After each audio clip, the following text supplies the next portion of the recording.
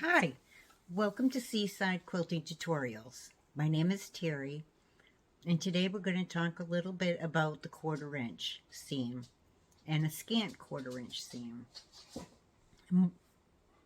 What are we really talking about? So often I hear people, right now we're doing a sampler quilt block of the month.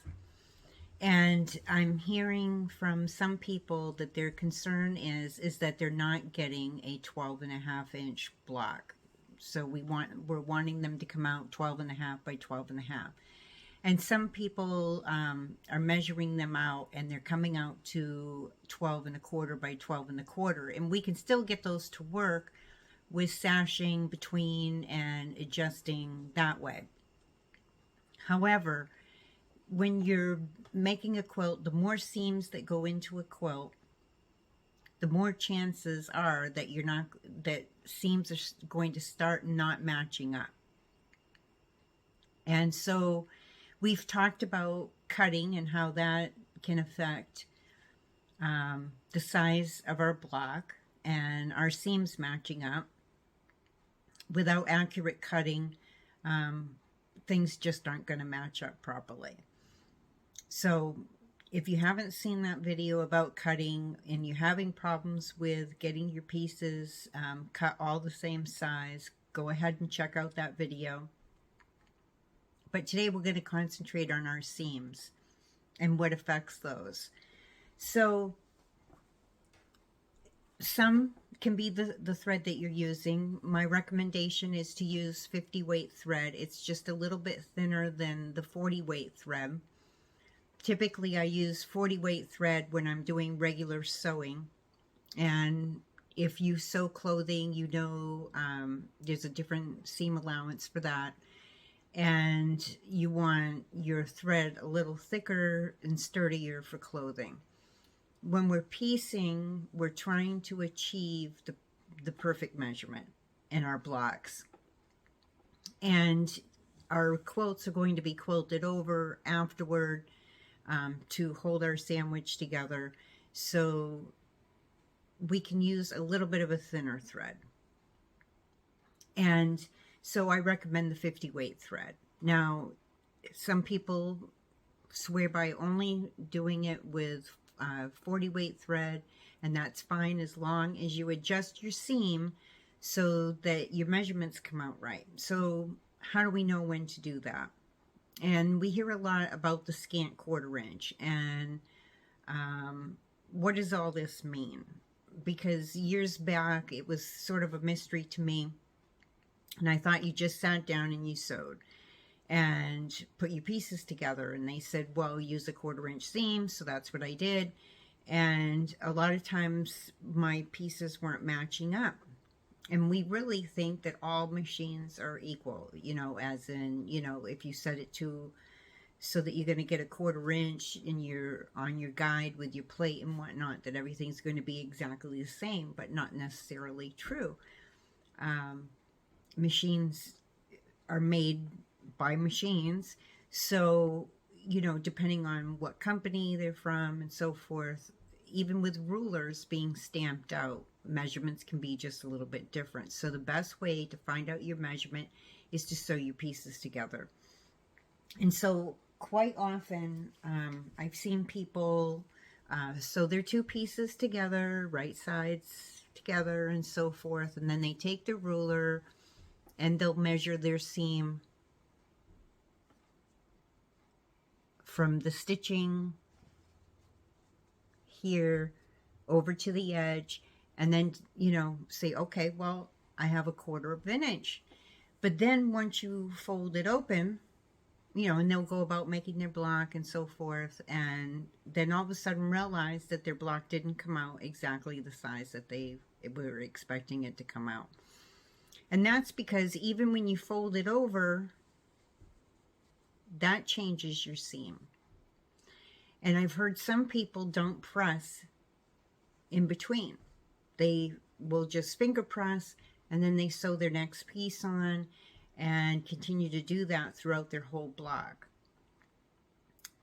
And as long as you're consistent with what you're doing, you're pretty much consistently going to come out with a certain size, and things should match up. But in the end, if you're supposed to end up with a 12.5-inch square, when you're done putting all your pieces together and they're not coming out to the size that they need to be, it could be the difference in how you're putting your blocks together. So I always recommend not only to finger press, but to actually press with an iron, and that will flatten your seam a little bit better, and you'll be able to get a better measurement and make sure that your seams are perfect, and or as close as you can get to perfect.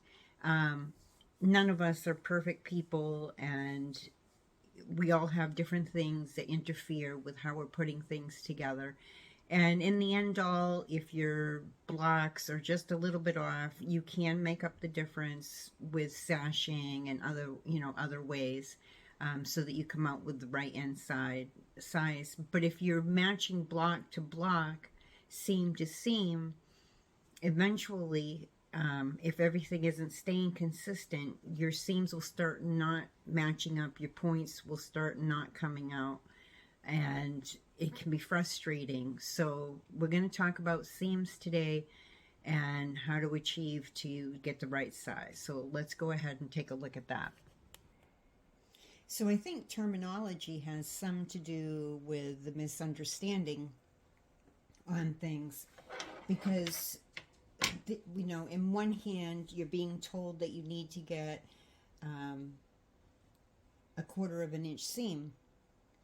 In another hand, you'll see a pattern or someone say in a tutorial that you want to come out with a perfect 1/4 scant. And so what does that mean? I used to find that very confusing myself. And so basically a scant 1/4 inch is making up for the difference for the thread and for the fold. And so if you sew in just 1/4 inch, in a perfect 1/4 inch on your machine, when you go to fold and with your thread going down, it's taking up space. And it's, so we're taking up one thread space on this side, and when we sew on this side, we're taking up another thread space. By moving your needle over 2 notches to the right, you're making up for that distance. And so when you sew your pieces together, you want to make sure that you're getting, that your sewing starts from exactly the very top and ends at exactly the very end of the piece. And you want your stitching to stay straight from the top to the bottom. So in order to achieve that, I use what they call a 1/4 inch guide foot. It has a little guide on the side, and it has my measurement on the ruler right there to show me where a 1/4 inch would be. And so in measuring this piece, when I had this set in 1/4 inch, when I measure my piece from the thread to the edge and keep it straight, it says that I have a 1/4 inch. But then once I fold it over and I have 2 pieces sewn together and I can measure my middle, it wasn't being a true measurement. I was just a little off.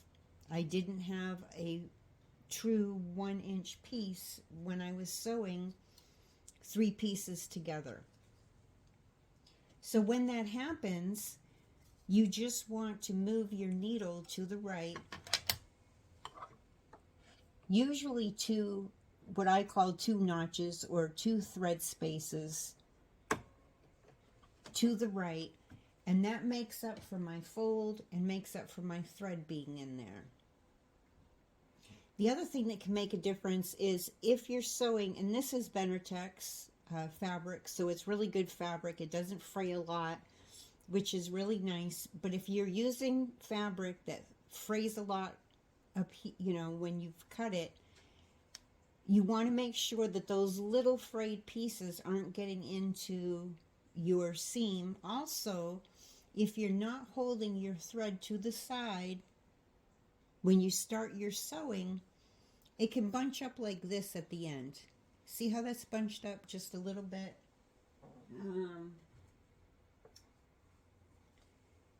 It's gotten stuck up under here. So because it bunched up under here, it's become like 2 or 3 thread spaces because I didn't hold my thread to the side. And so that can even set my seam off a little bit. And you would, generally speaking, you would think that wouldn't make a whole big difference. But if you do that to, say, 10 or 12, 14, 20 pieces that are going together, that little tiny bit eventually starts to add up. So while it's just one little extra thread here, and if I was only putting these 3 pieces together, that wouldn't be a huge difference and my measurement would be fine. But when I start putting a lot of these together, and that's happening a lot in my seams, then eventually it's going to build up and build up until eventually I'm off 1/8 of an inch, and then possibly even up to eventually 1/4 of an inch, depending on how big my quilt is. And when I'm starting to put my seams together, at first they're matching up, and then as I'm going and I'm having that happen in my seams, and you always want to cut your extra threads up here just so that they don't get stuck down in your stitching as well. So I do that each time as I'm sewing for that same particular reason, because we want to make sure that we're getting a true size when we're measuring. So each of these were 1.5 inches.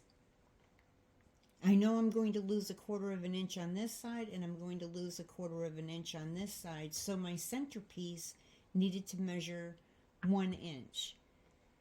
And that's when you have your, what they call a perfect scant 1/4 inch. And so this measures exactly from, without pushing the seam and keeping my ruler straight, this measures exactly 1 inch. I'm doing it from the wrong side, mind you. But it does measure exactly 1 inch. So let's take a look at what happens. And that was using a scant 1/4 inch. And that was with me moving 2 thread spaces to the right. So I'm going to put it back so that it's perfectly at 1/4 of an inch.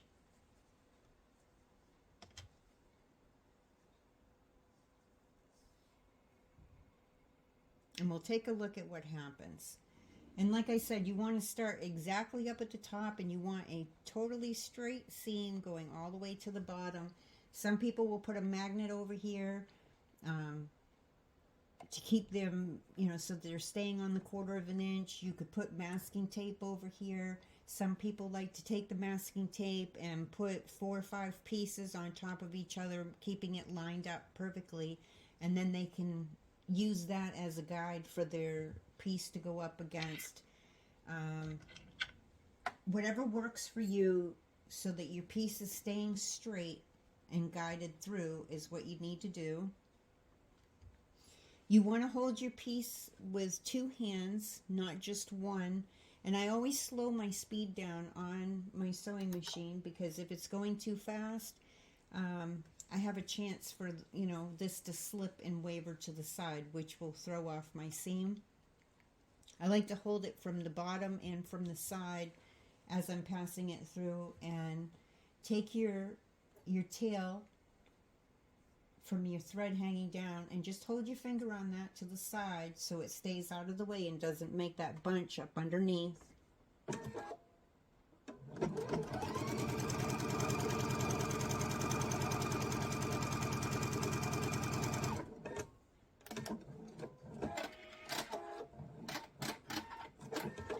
Now, if I measure this seam, how it is right now, from the thread over to the edge, I've got 1/4 of an inch. I haven't folded it yet, haven't pressed it yet, haven't done anything yet. But I'm going to go ahead and I'm going to press that now. Well, first I'm going to cut off my excess threads. And I'm throwing my scissors around the sewing room again.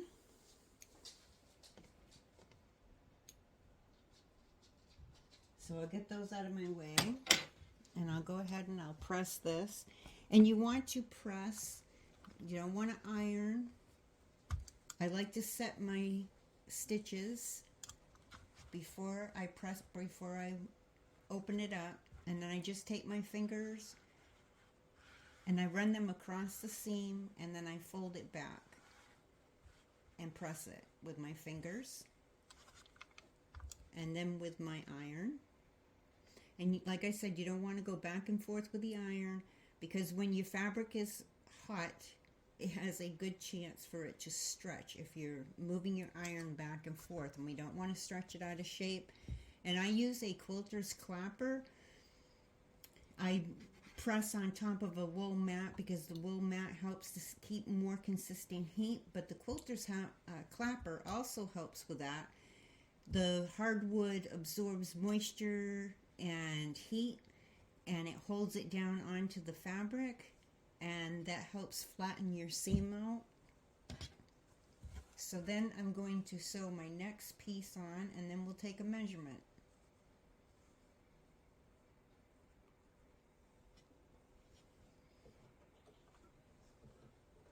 And like I said, I'm using the 1/4 inch according to my machine.